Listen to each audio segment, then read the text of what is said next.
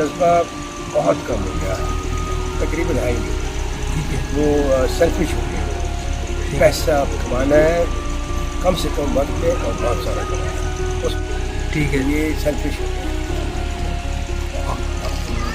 इस सेल्फिशनेस को ख़त्म करने के लिए क्या होना चाहिए?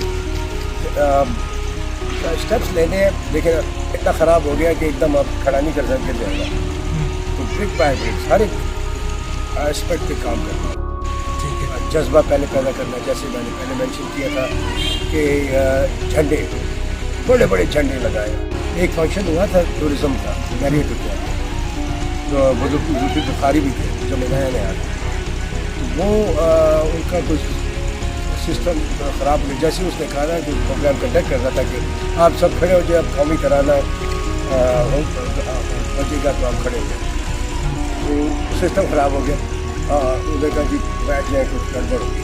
मैं उनका सामने खड़ा हूँ, मैंने कहा हम गाएंगे, चले जी पाक सबसे निकला और लोगों ने जोश से तो ये जज्बा दिखाना है। आप एयर फोर्स में क्या करते थे और छोड़ा क्यों और कहाँ चले गए थे आप?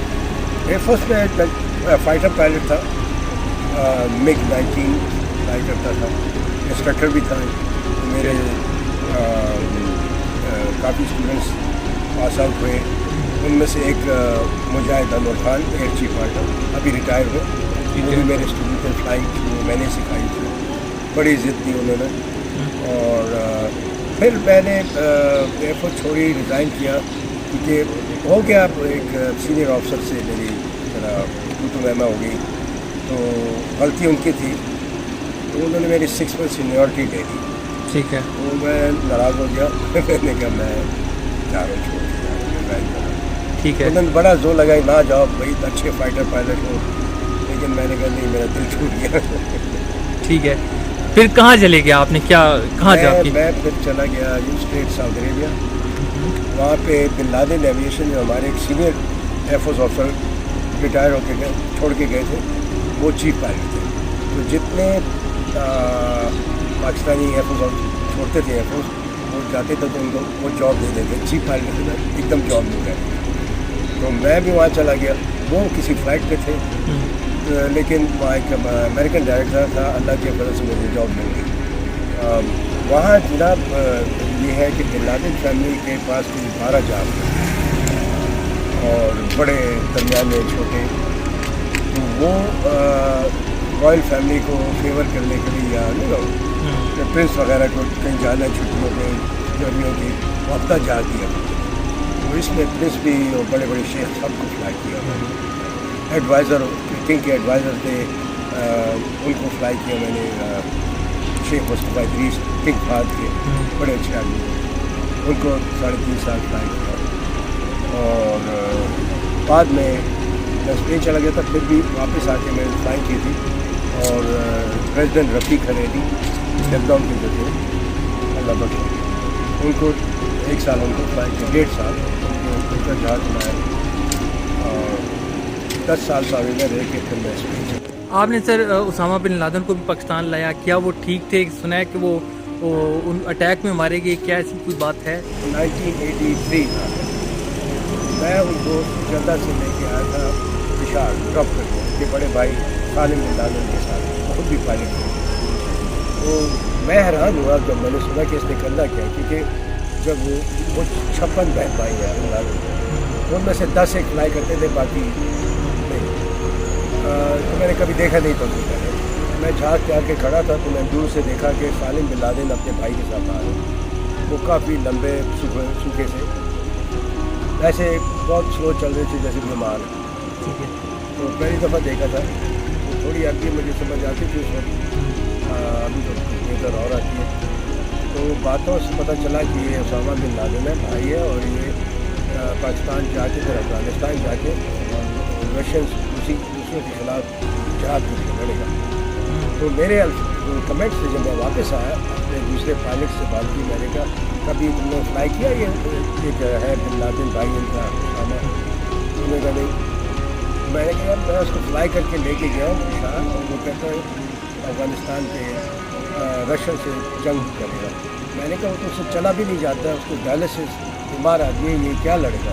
میں نے اس وقت پریڈکٹ کیا یہ مہینے نو تو سالوں میں 2-4 میں بہت ہو جائے گا. ٹھیک ہے. میرا اپنا آئیڈیا یہ ہے کہ بورا میں مر گیا تھا. ٹھیک ہے.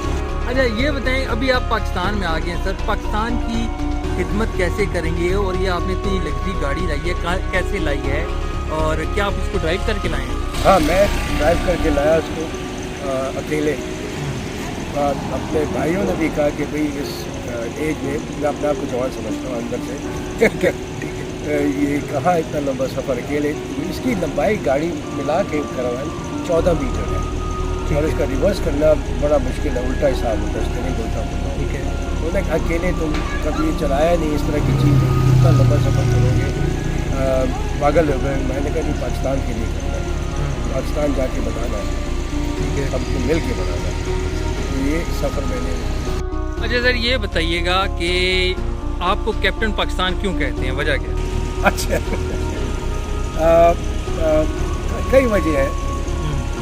جیسے میں نے پہلے مینشن کی تھا کہ مجھے کوئی خرابی نظر آئے میں اسی وقت کریکٹ کرتا ہوں, چھوڑتا نہیں. چاہے وہ ٹریفک وائلیشن بھی کر رہا ہوں, کوئی کاغذ پھینک رہا ہوں, میں انگلی پکڑ کے پڑھے لکھے ہیں یا پھر لوگ کیا کر رہے ہیں, صفائی نصف ایمان ہے, نہ کریں ورنہ شرمندہ لوگ اٹھا لیتے ہیں. تو یہ بات مشہور ہو گئی اپنے ایئر فورس والوں میں, پھر CDA میں. تو میرے پاس یہ دیکھیں خط ہے, اس میں خط ہے جو میں نے اتنے زیادہ گھر میں پڑے ہوئے خط لکھے ہوئے ہیں. مراد صحیح صاحب کو یہ موٹر وے پرابلم جو بسیں اوور اسپیڈ کرتی ہیں یا گاڑیاں یا کچرا پھینکتی ہیں, اور CDA کو تو بہت خط لکھے ہیں. مجھے نام دیا گیا ہے CDA کی طرف سے اور ایئر فورس والوں کی طرف سے اور PTI والوں کی طرف سے کیپٹن پاکستان کو. امریکہ میں جی کیپٹن امریکہ ہے, آپ کیپٹن پاکستان ہے, کیونکہ آپ جان لڑا رہے ہیں, پیسہ لڑا رہے ہیں پاکستان کے لیے. تو میری اپنی قوم سے یہ ایک ریکویسٹ التجا ہے کہ تھوڑا سا وقت نکال کے پاکستان کو دیں. وہ کس طرح دیں گے؟ اپنے گرد جو ہے ان کو تعلیم دیں, صفائی رکھیں, صفائی نصف ایمان ہے.